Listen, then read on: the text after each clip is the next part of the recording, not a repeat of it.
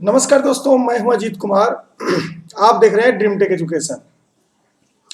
ये class 10th का nationalism in India history का तीसरा वीडियो है। तो मैं सजेस्ट करूंगा सबसे पहले कि अगर आप पिछले दोनों वीडियो नहीं देखे हैं तो पहले जाकर के उसे जरूर देख लें। आज हम लोग बात करेंगे मेनली पूना पैक्ट के बारे में, लेकिन उससे पहले जो पिछले क्लास में हमने कुछ पढ़ा था उसके बारे में कुछ समझ लेते हैं। पिछले क्लास में मेरा जो लास्ट स्लाइड था वो यही था, the limitation of civil disobedience movement. Civil disobedience movement की शुरुआत सबसे पहले कैसे हुई है जी? तो इसको अगर हम समझने का कोशिश करते हैं सर, तो पता चलेगा कि सिविल डिसोबीडियंस मूवमेंट की शुरुआत हुई है साल्ट मार्च से, है ना, साल्ट मार्च से। और ये जो साल्ट मार्च है ये क्या था? 240 माइल्स की दूरी तय करनी थी साबरमती से लेकर के दांडी के बीच में। 10 माइल पर डे के हिसाब से लोग चले और 24 दिन में ये यात्रा कंप्लीट होती है। 24 दिन में यात्रा कंप्लीट हुई। 78 फॉलोअर्स के साथ गांधी जी इसको शुरू किए थे, लेकिन जब ये दांडी पहुंचा तो यहां पे हजारों लोग हो गए थे, उसमें जुड़ गए थे आकर के। अभी हम लोग को मेनली यहां पे यह समझना है कि दांडी मार्च से जो सिविल डिसोबीडियंस शुरू हुआ था सर, वो कहां तक पहुंचा? क्या इसमें प्रत्येक लोग पार्टिसिपेट किए, या अगर पार्टिसिपेट नहीं किए तो कारण इसका क्या रहा? तो सबसे पहले बात करते हैं हम लोग कि उस समय पहले तो सिविल डिसोबीडियंस मूवमेंट में दो चीजें नई हुई थी। पहली बार भारत में ये चीजों को इंट्रोड्यूस किया गया था। सबसे पहले जो ब्रिटिश के द्वारा बनाया गया लॉ था, है ना, ब्रिटिश लॉ, उसको वायलेट करना था, यानी उसको तोड़ना था। और दूसरी बात, वुमेन का पार्टिसिपेशन जबरदस्त हुआ इसमें, है ना, महिलाओं का पार्टिसिपेशन इसमें बहुत हुआ। ठीक, चलिए आगे बढ़ते हैं। अब हमें पढ़ना है the limitation of civil disobedience movement. अगर हम लोग लिमिटेशन पढ़ते हैं सिविल डिसोबीडियंस मूवमेंट का, तो एक एक टॉपिक पर हम लोग बात करेंगे। Dalit participation in the civil disobedience movement was very limited. Dalit लोग जो थे, दलित कम्युनिटी जो उस समय की थी, वो सिविल डिसोबीडियंस मूवमेंट में लगभग पार्टिसिपेट नहीं की। उसके बाद मुस्लिम पॉलिटिकल ग्रुप जो था, है ना, जो मुस्लिम पॉलिटिकल ग्रुप है वो भी लैकबाम रहा, है ना। और ऐसी स्थिति इसलिए हो गई थी कि कांग्रेस में उस समय दो धारा बन गया था, है ना। कांग्रेस में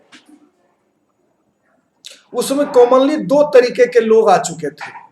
कुछ लोग हिंदू डोमिनेंट थे, है ना, हिंदू डोमिनेंट। और ये जो थे वो कौन लोग थे? इन्हीं के ग्रुप का नाम है हिंदू महासभा, है ना, हिंदू महासभा, जिसके बारे में हम लोग आगे बात करेंगे। और दूसरा वो लोग थे सर जो मुस्लिम डोमिनेंट के थे, है ना, मुस्लिम डोमिनेंट के। इनका एक ग्रुप था जिसका नाम है मुस्लिम लीग, है ना, मुस्लिम लीग।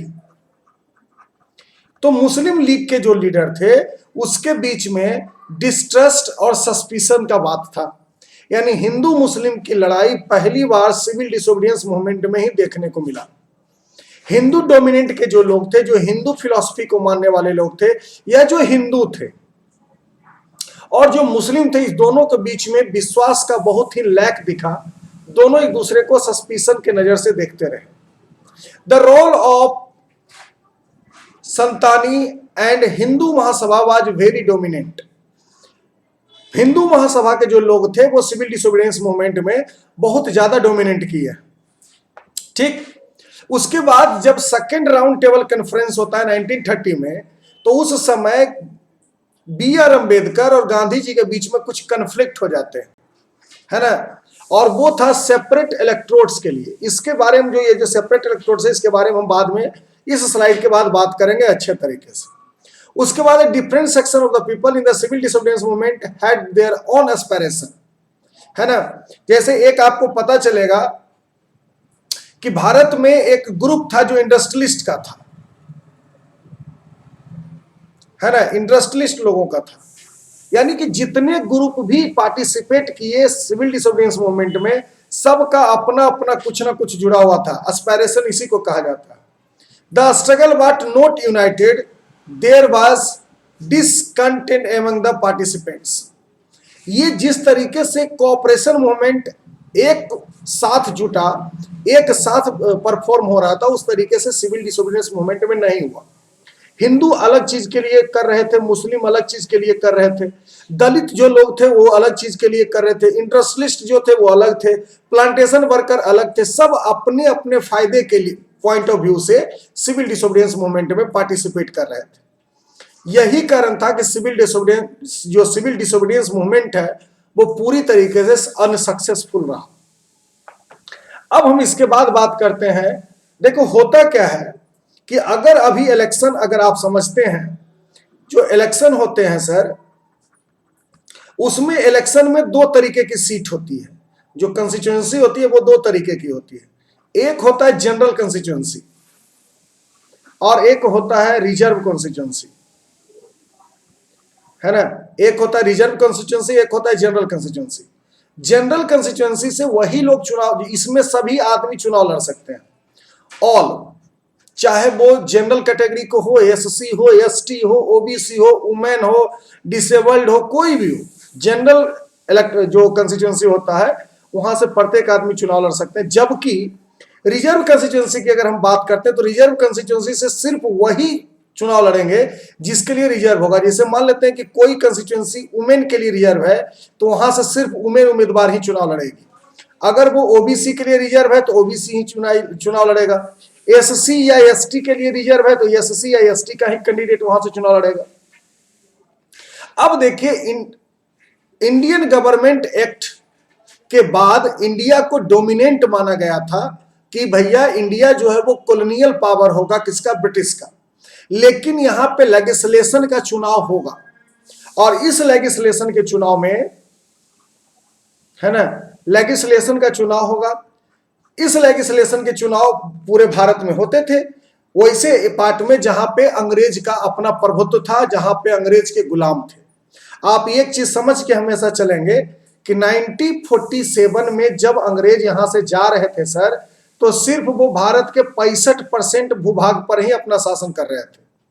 बाकी पे कुछ प्रिंसियली स्टेट थे, है ना। तो 65% जो भूभाग था, जैसे Bengal presidency, Madras presidency, Bombay presidency, central presidency, ये सब प्रेसिडेंसी जो था वहीं पे इस लेजिस्लेशन का चुनाव होता था। लेजिस्लेशन काउंसिल उस समय इसको कहा जाता था। और यहां पे उसी लेजिस्लेशन के लिए चुनाव होते थे। अब एक आदमी है जिनका नाम है B R Ambedkar. B R Ambedkar, ये जो बी आर अम्बेडकर साहब थे, इनकी एक पार्टी थी जिसका नाम था दलित के लिए था, जिसका नाम था depressed class association. Depressed class association. तो आपको क्वेश्चन पूछा जा सकता है कि डिप्रेस्ड क्लास एसोसिएशन कौन बनाए थे, तो ये मेनली दलित के उत्थान के लिए काम किया जा रहा था और इसके जो लीडर थे उनका नाम था बी आर अम्बेडकर। अब देखो, अंबेडकर जी का कहना था कि लेजिस्लेटिव काउंसिल में बहुत सारे सीट को रिजर्व कर दिया जाए, है ना, रिजर्व कर दिया जाए। किसके लिए जी, तो दलित के लिए। और दलित के लिए जब रिजर्व होगा सर, तो वहां पे दलित लोग ही वोट डालेंगे, बाकी लोग वोट नहीं डालेंगे। अब गांधी जी का कहना था कि दलित के लिए रिजर्व हो सकता है, नो प्रॉब्लम, लेकिन वोट सभी डालेंगे, क्योंकि वोटिंग का तो यूनिवर्सल राइट होता है ना। इसी को लेकर के महात्मा गांधी और बी आर अम्बेडकर में कन्फ्लिक्ट आए, जिसको सोल्व किया गया पूना में बैठ करके, जिसे हम लोग पूना पैक्ट के नाम से जानते हैं। समझिए, तो अगला टॉपिक भी मेरा यही है, पूना पैक्ट।